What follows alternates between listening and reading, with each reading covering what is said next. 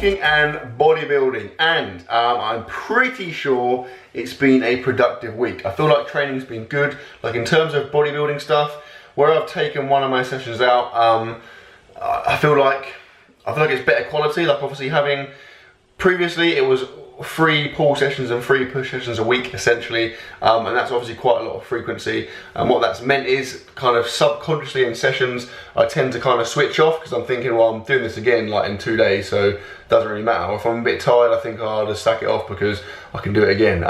So only having those 2 push sessions, for example, is really kind of focusing me and making me feel like I have to get that quality in, because obviously I'm not going to do it again for another 3, 4, whatever days it is. So I feel I've got some good sessions in. Obviously the session you're about to watch is absolutely sweet. And in terms of eating, I feel like it's been good, and I feel like that should hopefully, big hopefully, be reflected in the scale. So without further ado, let's get some hard and firm facts.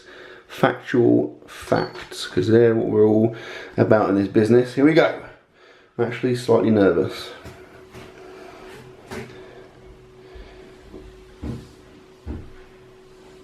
You gotta be kidding me.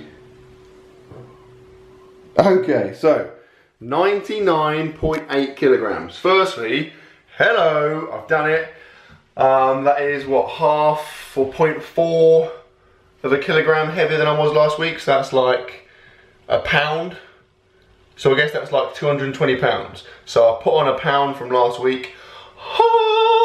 But yeah, I mean, that's gonna take a while to sink in, because I had 3 or 4 consecutive weeks where my weight was pretty much exactly the same, about 99.5 and then 99.5, and just kept being that 99.5.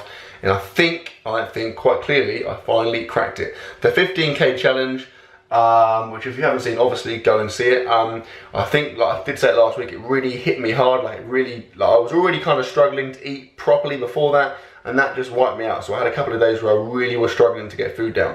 Since that week, like this week, I've really kind of made a concerted effort to get back to eating. I'm making sure I'm eating 3 big meals and getting in as much as I can.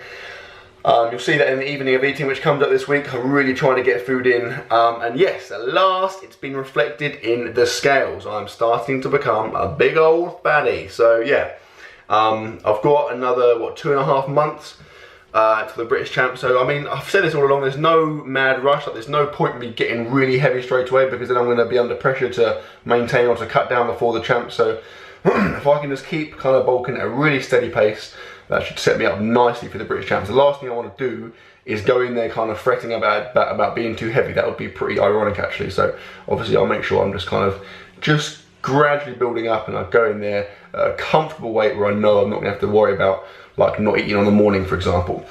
But anyway, yeah, like I said, I mean, I've eaten some really good stuff this week. I've trained well. It's all gone pretty freaking well. So without further ado, sit back, relax, and enjoy some training and some food. And here we go. So this is a back and bicep workout, so a pull workout I did earlier in the week, and it was pretty good. I mean, you'll see in a minute, I decided to kind of mix it up a little bit in terms of what I did, but I started off with biceps, which was kind of the first change. Now, I would almost always start a pull workout with back first and then finish with biceps, purely because back is obviously a priority for me, and for most people, I would imagine. And obviously it's bigger, more important muscle groups. Biceps, you can kind of do it as and when, it's not too essential. Anyway, so I started off here, as you can see, with some alternate dumbbell curls with a little bit of supination, so kind of starting from a hammer grip and finishing with a regular grip.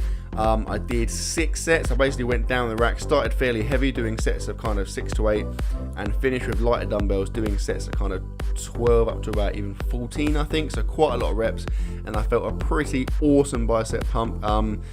This is the first time I've done dumbbell curls in quite a while, to be fair, so I just thought it would be good to kind of mix it up, and I carried on the mixing up theme when I got onto my back. So I haven't done cable rows in this manner for a while. In fact, I can't even remember the last time I did them, so I thought it would be good to mix it up. Plus, this was after a squat session, and this is in the same room as where I squat, so it was nice and easy. It meant I could just go and sit on the floor, and let's face it, any exercise that involves sitting on the floor is pretty good.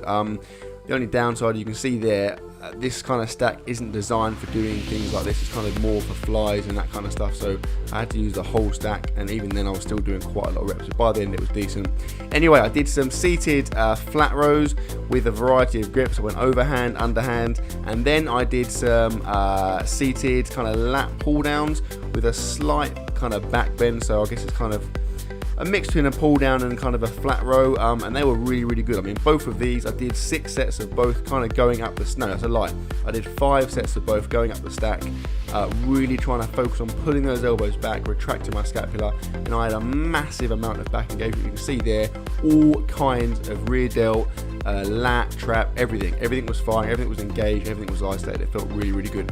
And then I finished, just to mix it up, I did some unilateral work. So here I'm doing some standing rows, but I'm doing one arm at a time, because I mean, I never normally do I don't do that much unilateral stuff, only because it takes longer. Obviously, you've got to do one side at a time. It's just a bit of a pain. But here, I thought I'd do it, and it is a massive, massive bonus. It's good if you can squeeze it in, because you get so much engagement. Because you're doing one side at a time, you're really, really isolating your back. You can really focus on the muscles on that side of your back, and it's pretty freaking awesome. And here again, I did 5 sets, all in the 10 to about 14 rep range, and my back was on fire. But enough about my back. Let's have a look at some food, baby. Back from training, and I am hungry. If hungry was on some kind of scale out of 35, I would be definitely 30 plus. Basically, lunch wasn't very substantial today.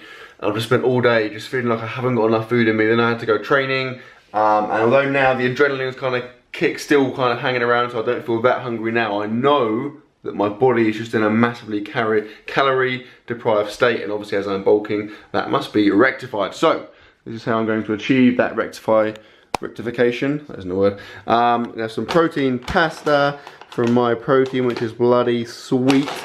So look at the macros in this bad boy. Pretty awesome. Look at the freaking amount of protein in that. Just easy protein. Then I'm going to have some of these bad boys with it. These are meatballs. And then we're going to put this IKEA sauce, which if you've never been to IKEA before, you need to go. It's worth going. I mean, I'm not a big fan of IKEA. Basically says frequently makes me go. And so as a kind of reward for doing that, we'll get loads of food there. And the food is unreal. Like the meatballs and pasta is very cheap. It's massive and it's incredible. So yeah, that is the sauce they have with that. And also, before I forget, very excitingly, look, I'm having for dessert, baby.